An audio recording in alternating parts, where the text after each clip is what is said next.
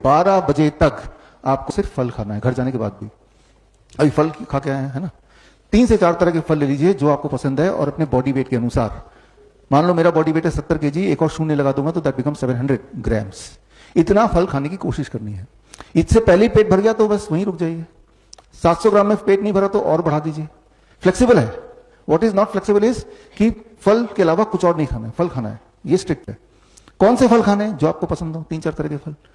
और जो डायबिटीज के पेशेंट हैं उनके लिए जरूरी है जो फल खाएं वो मीठे फल होने चाहिए। वो चीकू होना चाहिए, अंगूर होना चाहिए, आम होना चाहिए, केले होने चाहिए, राइट। मीठे से मीठे फल खाएंगे तो आप देखेंगे कि डायबिटीज बड़ी तेजी से भाग जाएगी। अभी तो आम का सीजन नहीं है। हमारे कैंप में जब आम के सीजन में लोग आते हैं तो उनको मीठे फल खिलाते हैं, आम खिलाते हैं, क्योंकि वो बोलते हैं 15 साल हो गए अपने आम छोड़े हुए, डायबिटीज है इसलिए नहीं। हमें पता है वो आम के लिए क्रेव करते हैं। और जब ब्रेकफास्ट में देखते हैं कि इतने सारे आम पड़े हुए हैं, उन्हें शौक लगता है कि हम ठीक होने आए कि हमें मारना चाहते हैं। उन्हें विश्वास ही नहीं होता कि आम खाने से इंसान ठीक हो सकता है, डायबिटीज गायब हो सकती है। लेकिन जब वो आम खाते हैं उसके 2 घंटे बाद जब ब्लड शुगर चेक करते हैं, आप कभी करेंगे जो डायबिटीज के पेशेंट है, तो वो हैरान होते हैं कि भाई आम भी खा लिया, दवाई भी छोड़ दी, फिर भी ब्लड शुगर नॉर्मल है। तो समझने वाली बात है कि फ्रूट्स जो हैं ये डायबिटीज को ठीक करता है, और मीठे फल खास तौर पे। लेकिन आपने जो अभी तक सुना है या आपको बताया गया, इसका उल्टा ही बताया गया ना, और नतीजा भी तो उल्टा ही हो रहा है। डॉक्टर के बताने के बाद आपने आम छोड़ दिया, चीकू छोड़ दिया, अंगूर छोड़ दिया, तो क्या आप ठीक हो गए? नहीं हुए। लेकिन अब आप देखिए ये सब खाने के बाद क्या आप ठीक हो रहे कि नहीं, वो तो हम देखेंगे ही, और कल तक देखेंगे, परसों भी देखेंगे, एक हफ्ते बाद भी देखेंगे। तो स्टेप 1, बिना किसी परहेज के 3 से 4 तरह के फल आप सबको खाने। कितना खाना है मैंने आपको एक्सप्लेन कर दिया। स्टेप 2, लंच और डिनर में दोनों में 2 तरह के प्लेट होंगे, प्लेट 1 एंड प्लेट 2। प्लेट 2 जो है ना, ये कुक्ड फूड है, रोटी सब्जी दाल चावल जो आप खाते आए वही है, तो हमने उसको मना नहीं किया। लेकिन उससे पहले सलाद खाना है, टमाटर, खीरा, मूली, गाजर, ककड़ी, मटर, सलाद पत्ता, लाल पीली हरी शिमला मिर्च, प्याज, है ना। कुछ स्टीम वेजिटेबल भी हो सकते हैं, जैसे गोभी है स्टीम कर लिया, ब्रोकली है स्टीम कर लिया, है ना। और कितना खाना है? Body weight into 5। मेरा body weight 70 kg into 5 that becomes 350 grams. 350 ग्राम अगर मैं खाऊं ना तो मुझे 20 मिनट लगते हैं चबा चबा के। है तो बोरिंग, लेकिन हमारा मकसद क्या है? फटाफट ठीक होना है, राइट। ठीक नहीं होंगे तो बीमारी बढ़ेगी। बीमारी एक जगह नहीं रहती, या तो ऊपर जाएगी या नीचे आएगी। तो बीमारी ठीक ही कर लिया जाए। चलो 350 ग्राम मैं नहीं खाना चाहता, 300 ग्राम खा लिया। इतना खाने के बाद अब घर का बना हुआ रोटी सब्जी दाल चावल भी खा लिया। जब ये खाएंगे तो एक चमत्कार होगा, लिख लीजिए, एक चमत्कार होगा कि आपकी भूख बढ़ेगी। तो जो दिमाग में सोच है कि भाई इतना सारा खा लिया तो पेट तो पहले ही भर जाएगा, ऐसा नहीं है। आप देखेंगे यहां पहले दिन हो सकता है ऐसा लगे, लेकिन आप देखेंगे भूख बढ़ गई, एपिटाइट बढ़ गया, आपका मन कर रहा है खाने का। भूख बढ़ने का मतलब बीमारी ठीक होना। भूख नहीं लग रही तो बीमारी है, सिंपल बात है ना। तो लंच में यही करना है और डिनर में भी यही करना है। आपको लंच में यही दिया जाएगा और डिनर में भी यही दिया जाएगा। अब आते हैं यूरिन में फोम वाले बात पे, मंजीत की तरफ। जो इस तरह के पेशेंट होते हैं जिनके पेशाब में झाग आ रही है, जिनका यूरिनरी ट्रैक इन्फेक्शन है, उनको हम बोलते हैं कि अगले 3 से 5 दिन के लिए इसको छोड़ दो, और जब झाग चला जाए फिर इसको जोड़ लो। तो ये हो गया इलाज। इनकी दवा क्या है? इसको हटा दिया हमने, तो झाग बड़ी तेजी से गायब हो जाता है, यूटीआई बड़ी तेजी से ठीक हो जाता है। हमेशा हर तरह का इन्फेक्शन बड़ी तेजी से ठीक होने लगता है।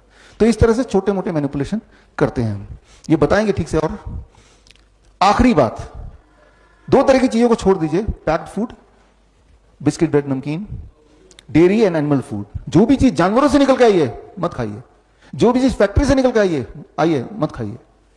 जानवर से निकल के क्या चीज आ सकती है? जैसे अंडा है, मीट है, मछली है, दूध है, दही है, घी है, छाछ है, ये तो जानवर से निकल के, डोंट ईट इट, राइट। जैसे मैंने वो सीजर के पेशेंट के लिए बताया था, ये किसी को भी नहीं लेना है।